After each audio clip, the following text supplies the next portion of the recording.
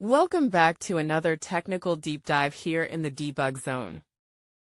Today, we're tackling a big question and breaking it down with insights from other users. Hopefully this clears up some misconceptions and helps you get the answer you need. So buckle up, stay a little curious, and let's jump right in.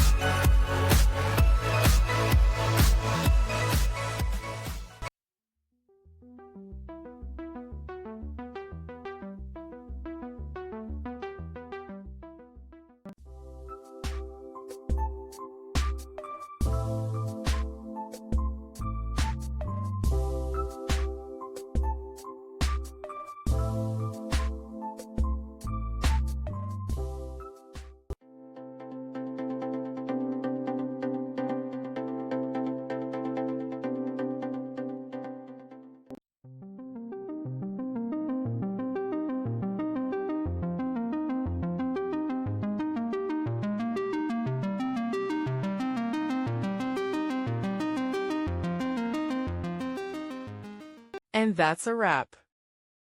I hope you found the answer you were looking for. If you did, take a second to hit that subscribe button. It really helps out. And let me know in the comments which solution worked best for you. See you next time in the debug zone.